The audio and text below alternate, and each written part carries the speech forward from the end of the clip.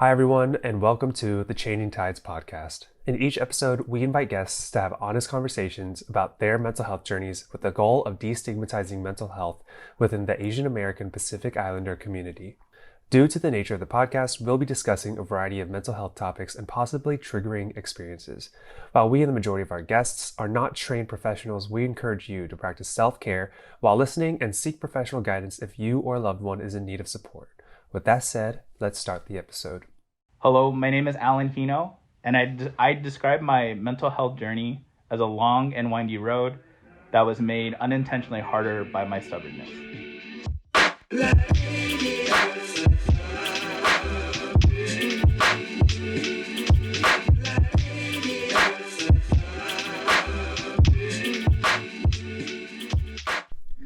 Hello.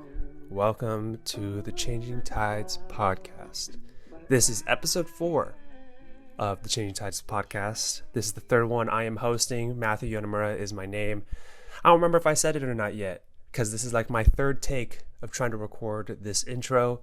I was worried about, if you're on YouTube, the blemishes on my skin, the sweatiness, because it's a hot day today.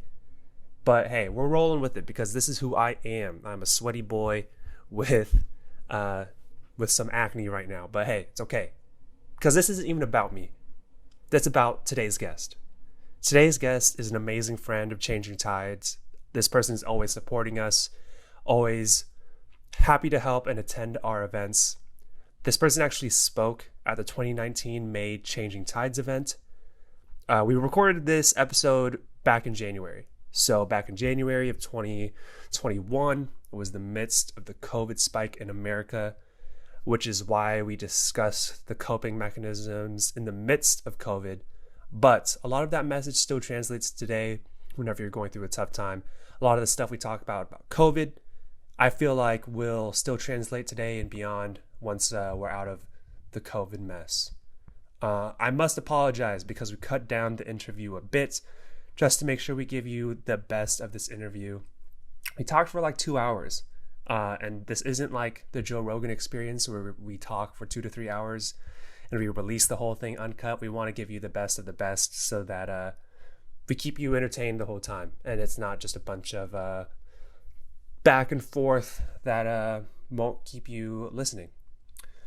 Before I go ahead and show you the interview and reveal the guest, please note that this episode discusses a person living with suicidal thoughts and behaviors.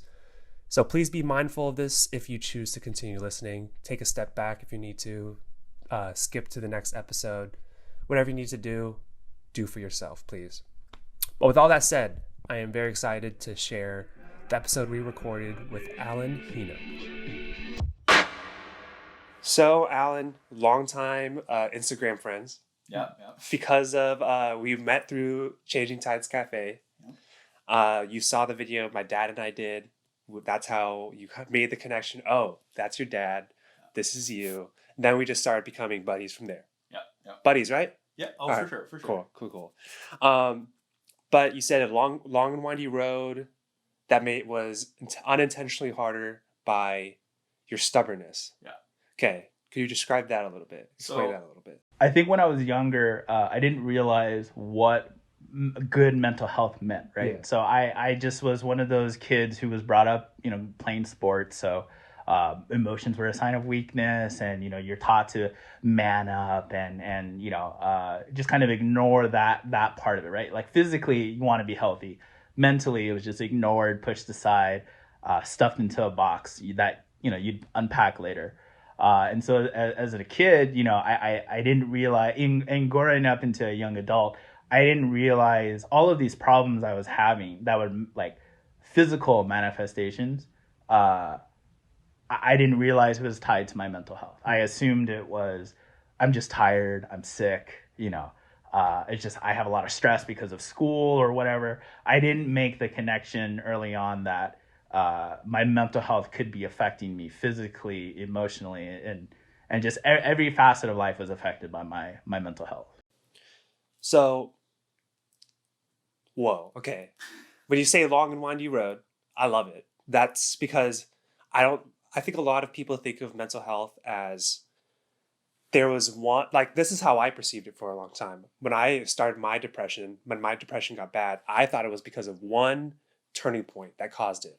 Yeah. But as I've gotten older and realized more in what you're explaining now, there's so much of different factors that could cause it to be a buildup, or it is long and windy, like it ups and downs, and it's not one thing necessarily.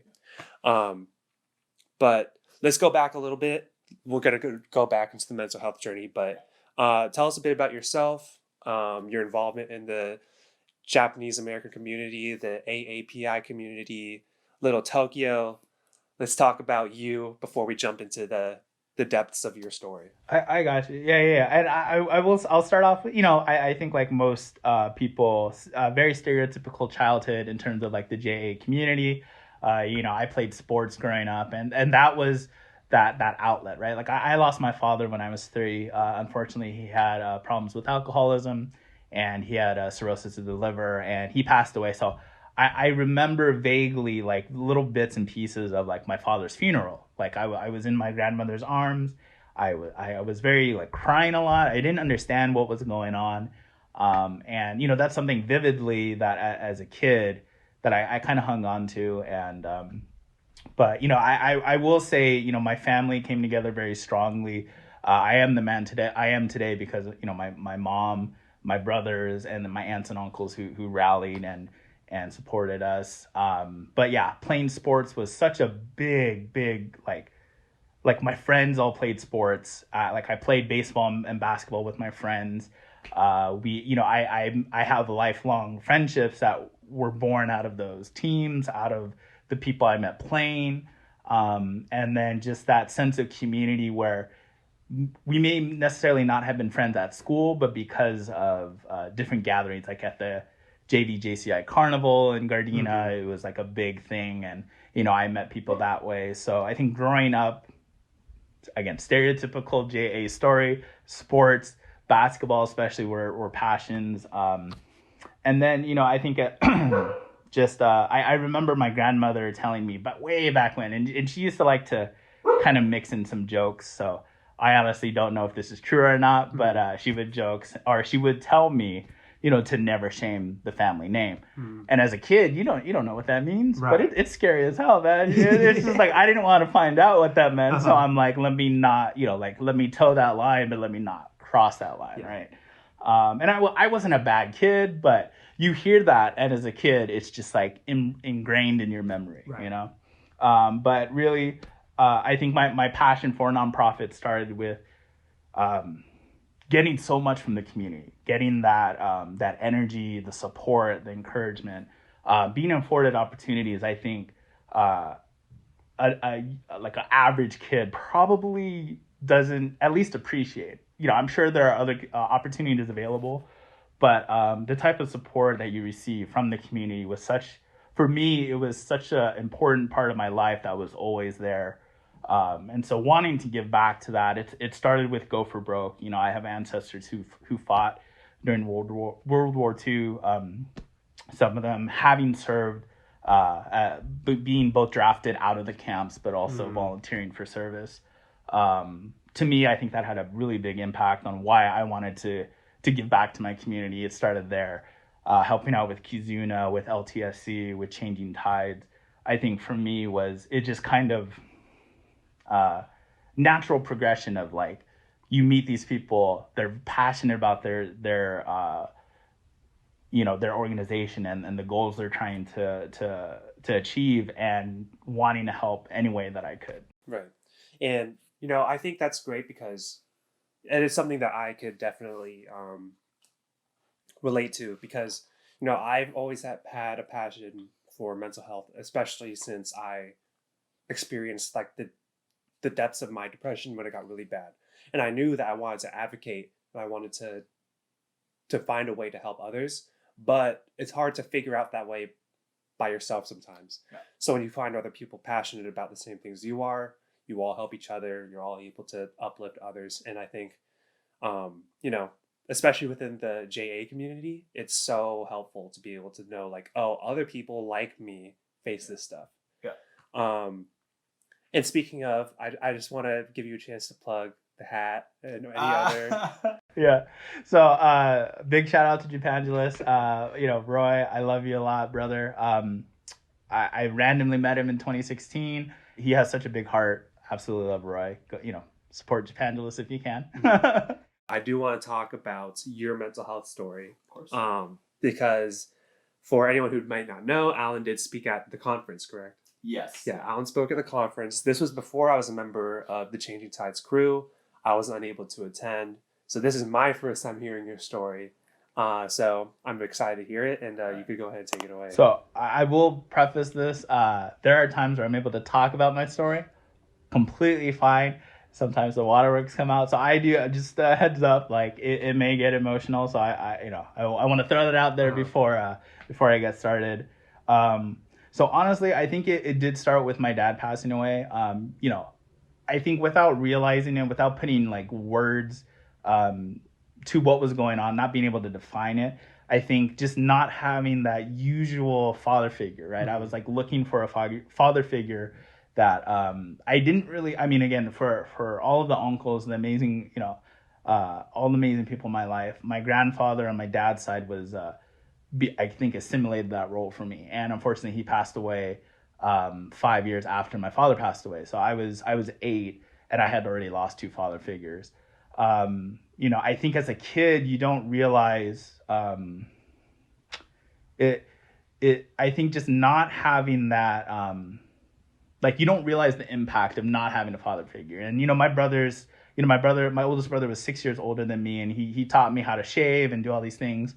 But I just don't think it was the same. I think I just constantly felt like, I don't want to say like another like second class citizen type of deal, but I think it was very apparent when, you're going through like Father's Day activities during elementary school, right? These small gestures that are like these little keepsakes that you make. It's like, it was very apparent as a kid that like I was missing out on so much because my father wasn't around. And, so I think that's how it kind of started. I think late high school, probably like senior year, I kind of started getting the feeling that something wasn't quite right, but I never was able to put my finger on it. So I was just kind of going through life, and I was like, I played football for 4 years. I was a captain my last year. And, I did track for 3 years doing shot put and discus and so like I think on the outside, I had like a 3.8 GPA going into my senior year. On the outside, everything looked fine. But on the inside, just something wasn't quite right. I didn't know how to explain it. And again, in football, for as much positives as I learned about like teamwork and my work ethic and, holding everyone accountable and responsibility, I think it's just, it manifests this culture that is, fairly negative in terms of being healthy in a mental sense, right? So, a lot of locker room talk, a lot of, again, weakness. Emotion is a sign of weakness, so we have to like bottle it up and never let anyone else see that side of you. And so, I think it started in high school where something just felt off. I just could never explain it. I went to Cal Poly Pomona for 1 quarter. I stopped going to 2 classes. I had literally 2 Fs and 1 A. And I think if it wasn't for that class I got an A in, which was English, freshman English, I don't know if my path would be, like, I don't know how my path would be, but I had an amazing English professor. I left school because I literally was staying up till all late hours of the night. I was drinking a lot. I was, smoking cigarettes. I was doing just about everything to self-medicate without realizing that something was wrong.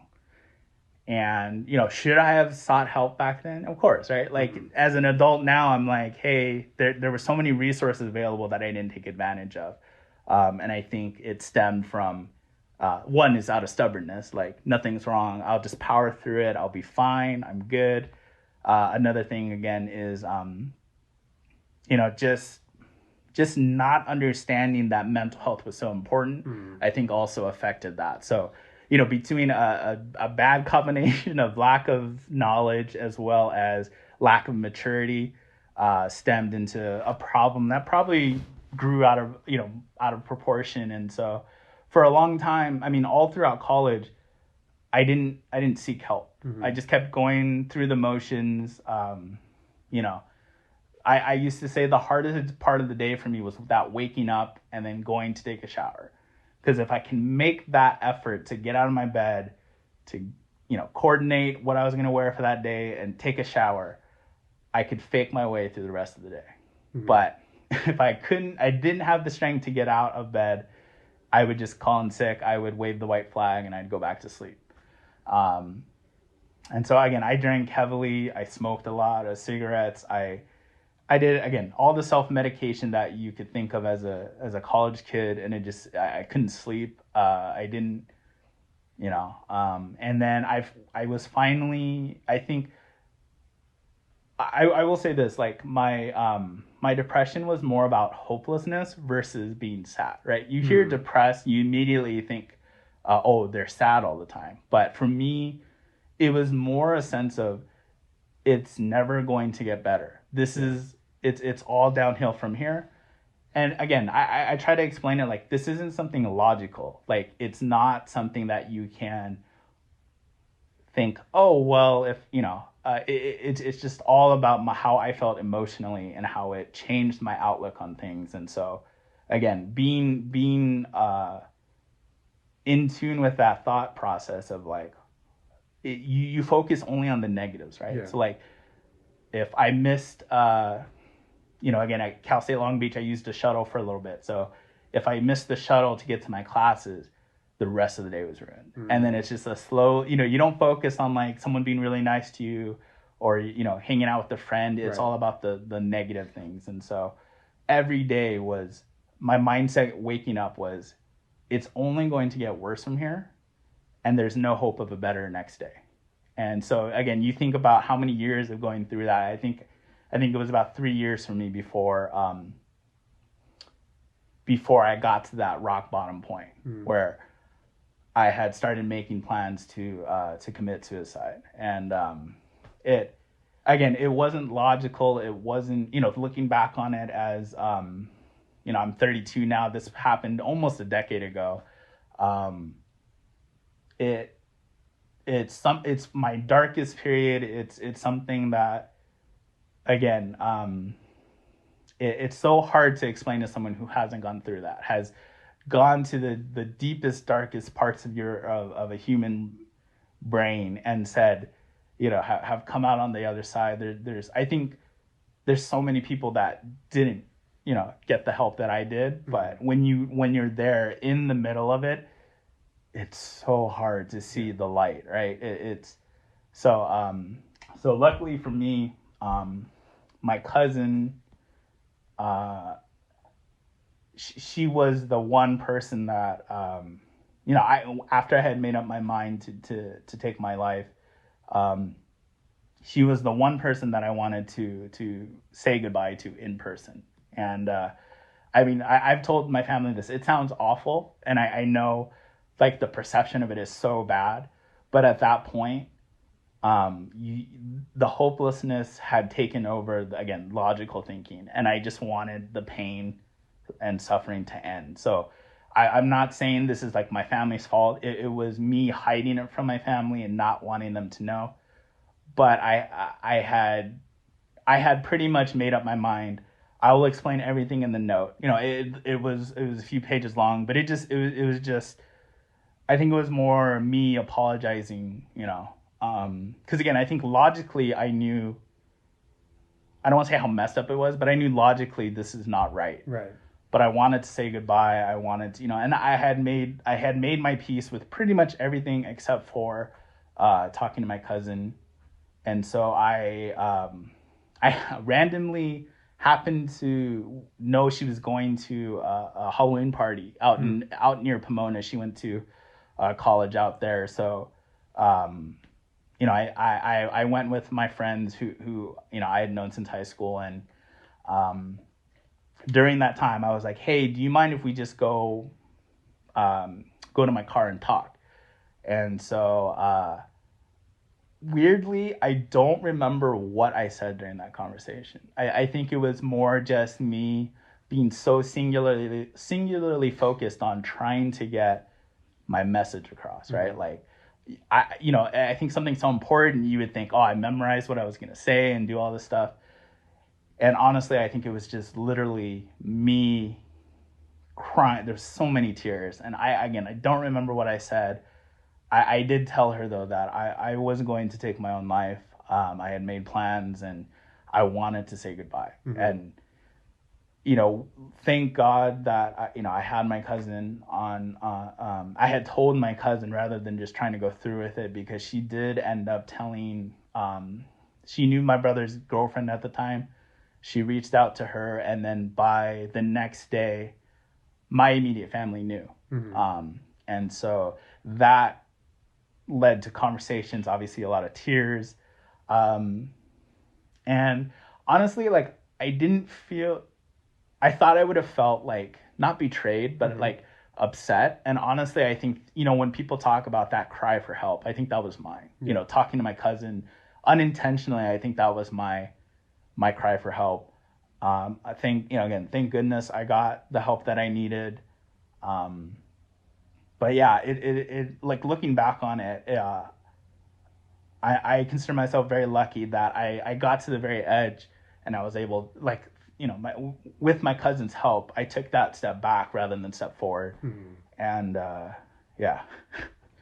So, do you know what age it was or the moment it was where you think that vocabulary for your feelings was like synced up with you? Like, because as you're saying it right now, like when I'm looking back at my moment, it was also my senior year, but like when I was able to pinpoint that the fact it wasn't just sadness, it was this sense of hopelessness, like that word hopelessness and numb and rock bottom, like those types of things. At what point did you like develop that vocabulary?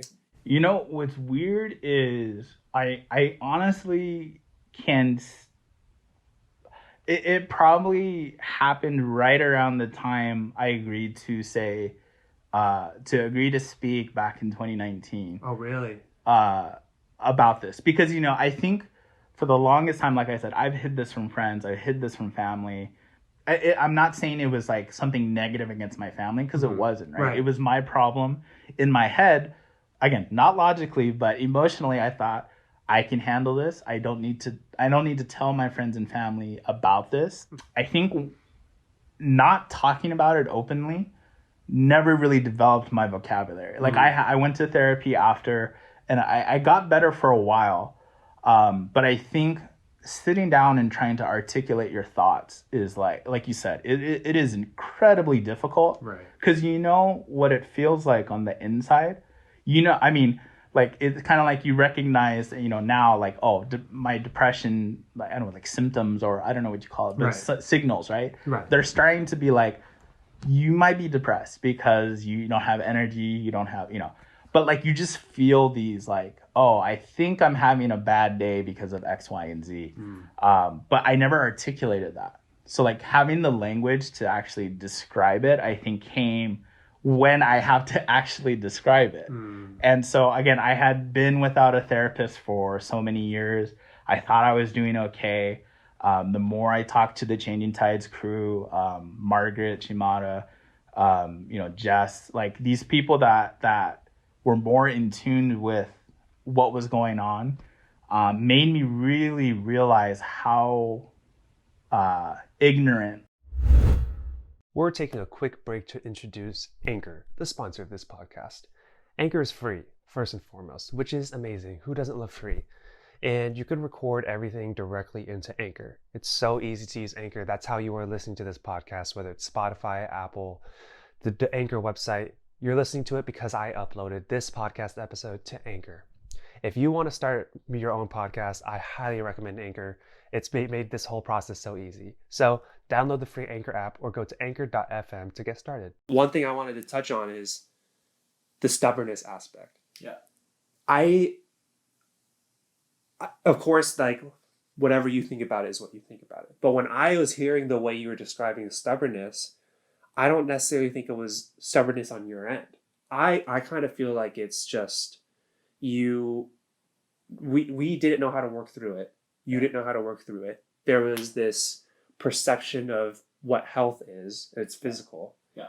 I just don't know. I don't know if it's necessarily stubbornness, but rather just not being aware of mental health being such a big thing, you know? Yeah. I will say I definitely agree with you. I think it's just lack of knowledge, lack of seeking out resources. Because when you know something's off, but you don't really know what's off, to me the only real solution is like to go see a doctor, right? And they may just be like, well, you're tired, you're in school, what have you. Like, so that may not be the best method, but usually when someone says, hey, I'm just feeling kind of off or weird, I will say more times than not, the first reaction is, well, maybe you should go see a doctor, right? And I think that's fine for a physical issue, but with a mental issue, it's like, again, this was like, going on 10 years ago now. So, I mean, it's still not really talked about a lot now, but 10 years ago, it was like no professional athlete to come out and talked about it. Yeah. No one was, again, this was something that I don't think it was necessarily like a JA thing. I think it was just within my family. We don't talk about things like feelings on to that level. And I will say my stubbornness, I think, is more from a standpoint of something was wrong, but I refused to seek help. That's what I think when I mean stubbornness. Yeah. It's not a it was like I don't want to say it was an active choice, but it was a choice I made to like something's not right, but I'm not going to like seek out help for it. I'm just going to, in my head, it was just going to go away by itself. Gotcha. Without any, without talking to a therapist, without going to see a doctor. I would talk about it when it got really bad or I was drinking heavily with friends. But beyond that, it was just like, again, I when you said funk, right? I use that term. Well, now I use that term with my family when I'm not having a good day, and they know what that means, right? They know it's 100%. Like you're not having a good day in terms of my mental health or my emotionally. I just need a little bit of space. I'm in that weird, funky area, and that's all I have to say. And they know, right? I'm gonna put the headphones in. I'm gonna just. I gotta do what would be my meditations, listen to music. I need just space, and they know. Yeah. I know you talked to your cousin, and that was a big opening up point to your family. But at what point were you able to openly discuss this with your family, if you are there?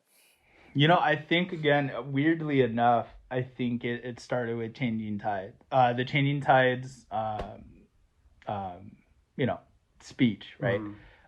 Because I think it was one of those things where I don't know if it's necessarily denial, but I had gone through therapy. Unfortunately, my therapist, I believe, was going on maternity leave, and I felt at that point, again, this is back, I think when I'm 23 or 22, something like that. So again, it's almost 10 years. I felt like I was in a good spot. And then with my therapist, again, going on leave, I didn't quite feel comfortable enough talking about it still at that point with others. Again, even though a therapist is, professional and that's their job, I didn't feel at that comfort level. Like I felt like I had that, that bond with that therapist. And so the prospect of starting over was not something I really wanted to go through. And I got really lucky. I was like the first therapist I went to. It was just like, boom, felt instantly comfortable, safe space. I could talk about anything.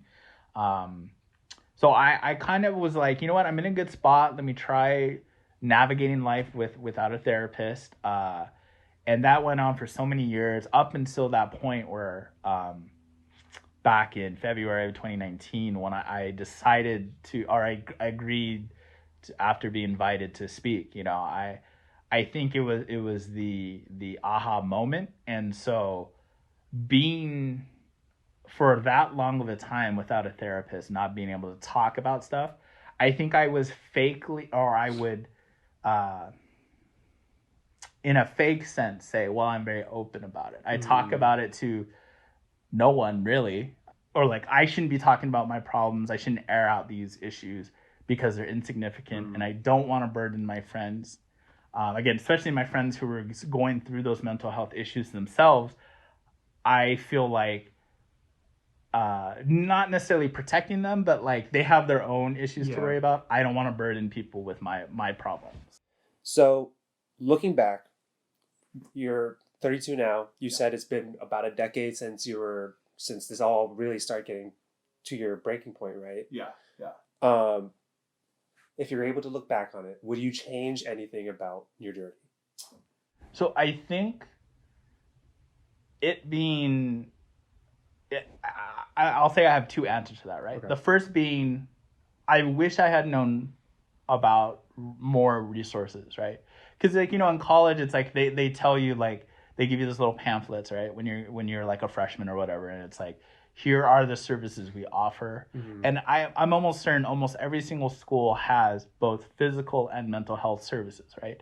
They may be busy, they may be overwhelmed, but there is usually some sort of service that will help. Again, through regardless of if it's your parents' health insurance or your health insurance, or again, initiatives by like LA County, they give you like membership to mental health, like, you know, meditation or mental health services. So I think that would probably be the one thing I would change is just that very hard-headed mentality of like, I can do this by myself and not seeking help. On the flip side, like if I were, and I've told this to the crew, I've told this to Margaret Chimada, if Changing Tides was like as successful or as prominent as it is now, back when I was going through this story or my story, I don't think I'd have a story to tell. I think it would be not simple, but I think it would be I would be more proactive in my my mental health. Yeah. Like if I heard of these initiatives, if I heard so that I think partially that's why I'm so passionate about Changing Tides. It's because I went through that without any help, and foolishly thinking I could fix this by myself if I just try harder, or if I just, sit down and like, I don't want to say ignore the problem, but if you ignore it long enough, like in my head, it would just simply go away and magically I'd be fine again. And obviously it's not. But I think that's why I think my passion or my work is so heavily focused on things like Changing Tides or education and similar things, because I told Margaret and Cortland and all the crew that it was like, I am terrified of doing this. And I was deathly afraid of, like, I'm not a public speaker. I am very shy. However, if it helps one person in that room, regardless of it may not be life-changing, but if they make that connection where it's like, I need to get help, I will have considered that a huge success, because I don't want others to fall or follow my footsteps and make the same mistakes I did, because again, this is a lifelong journey that I'm on, and if I can save someone a few years of that darkness, right? Yeah. That unnecessary suffering, if I can save someone from that, I will do it in a heartbeat. And not only that, but no one's guaranteed to be able to get out of that funk, right? No. Or not funk, that dark period. Yeah. No one's guaranteed to be able to get out of that. That's why, like this is the second episode in a row that we've mentioned Kevin Love.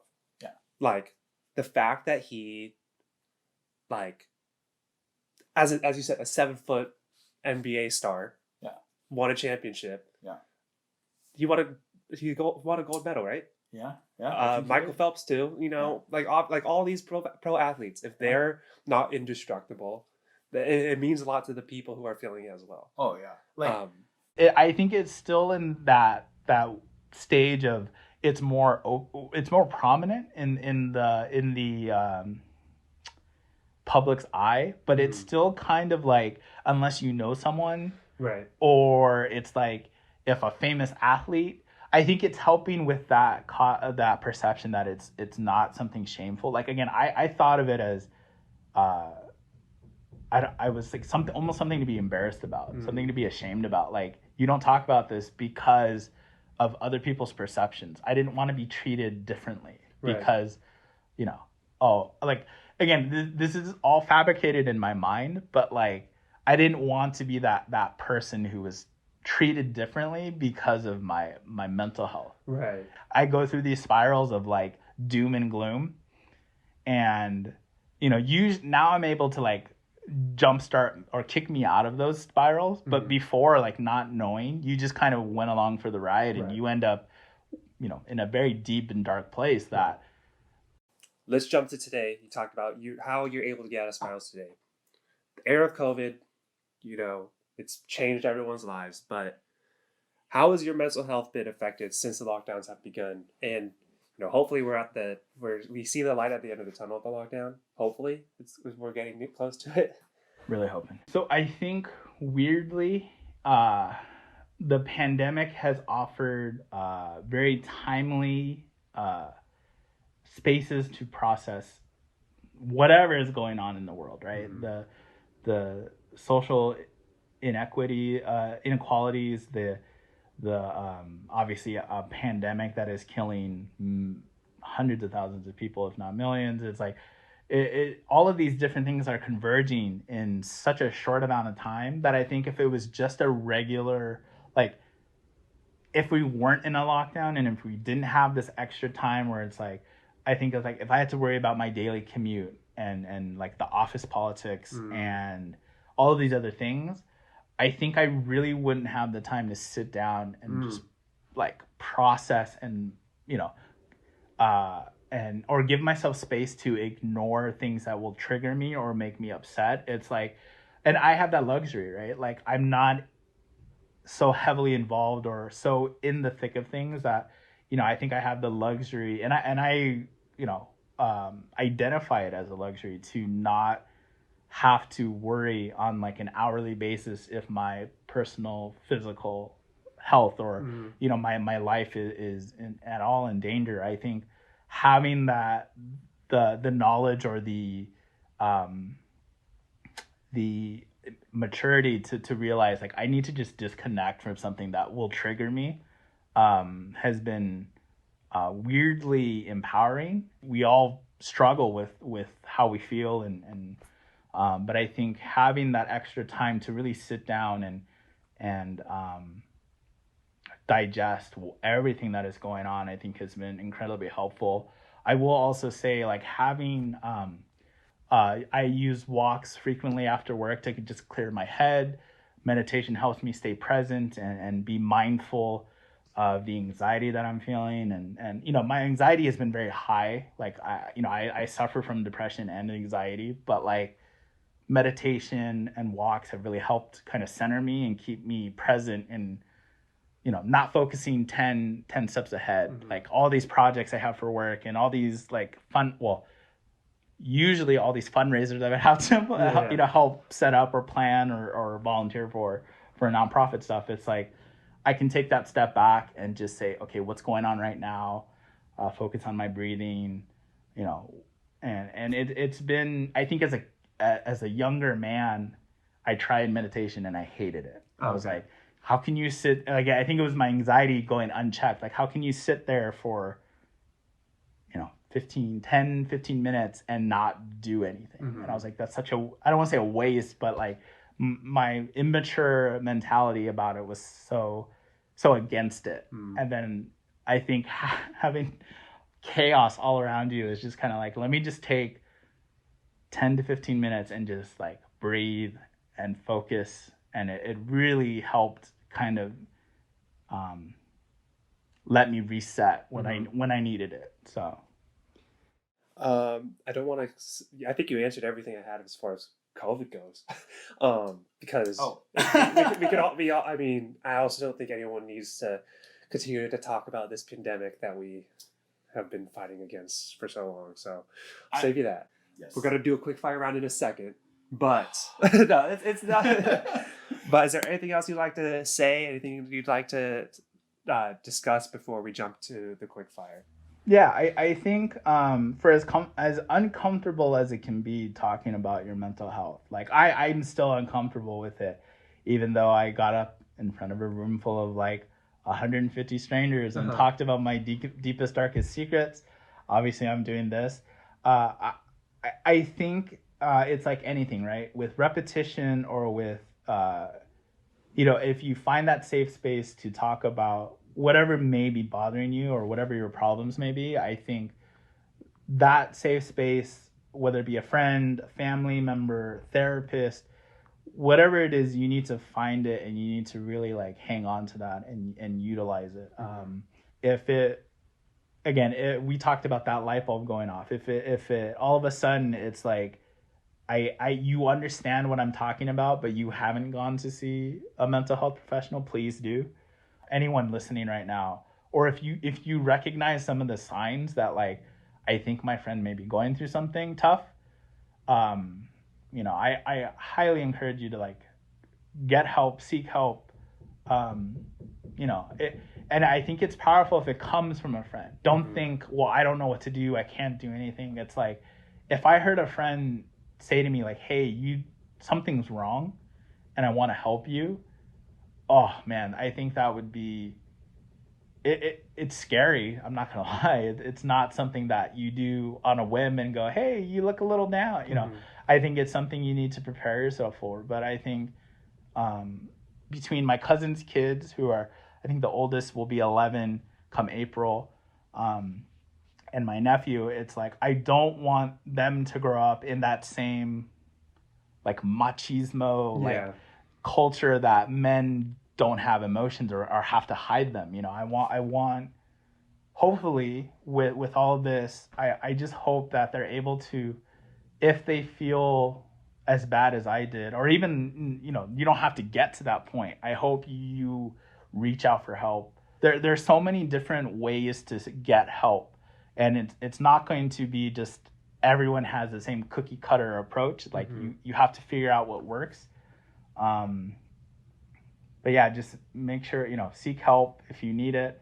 Or if you recognize someone is struggling, just don't think you can't do anything to help. Because there's always something, there's always something you can do. Yes. If I could add to that, being the friend that is vocal about advocating for mental health, it allows your friends to feel more comfortable when you say, how are you, honestly answering.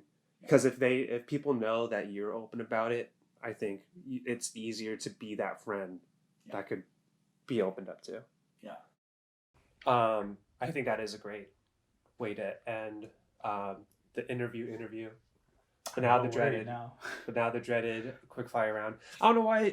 It's so, Alan. It is so low stakes. You just shared your heart and soul out there. I'm just gonna jump into it because I'm gonna show you how scary it is. All right, cool. If you could invite 5 people to dinner, dead or alive, who would they be? I think one would be Barack Obama. One would, I'm about to tear up. One would probably be my dad. And just to almost like that opportunity of just getting to know him. I've seen pictures, I've heard stories, but I don't know what his voice sounds like. So he would definitely be one, just to, and I probably would not ask him a single question and just listen to him the entire night, right? I would love to just talk to like Oscar Schindler, and just ask, just talk, like, again, literally just listen to him talk about all the stories he's gone through. Honestly, like, probably, I'm not religious at all, but probably the Pope.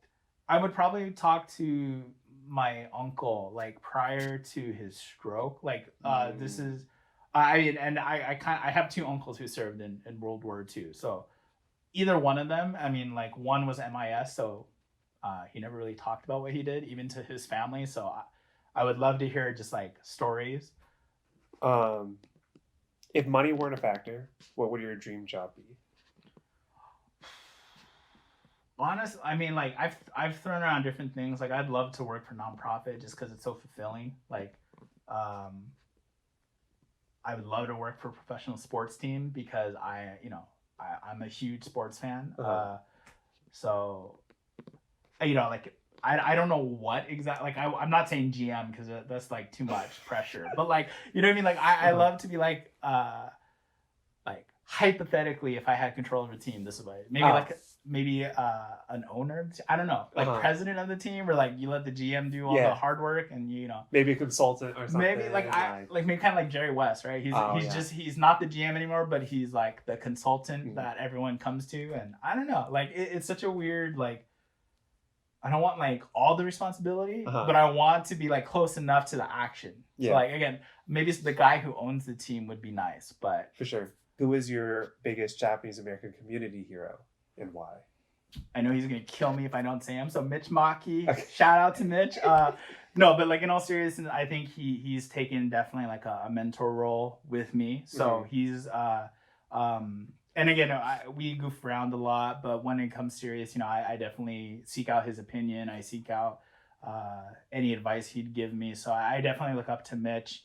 I think I have, a really great relationship with Margaret Shimada. I check in with her every once in a while, and it just, I jokingly told my mom, like, she met Margaret at the Go for Broke Gala, and I joke with her that I feel like it's like the proud auntie and uncle, like, cheering, because I happen to win like a scholarship through them, and so, I felt like that proud, like, my aunts and uncles were there just like rooting me on, even though again, it's like, I know it's like, again, the JA thing, everyone's an auntie uncle, but I will say those two are probably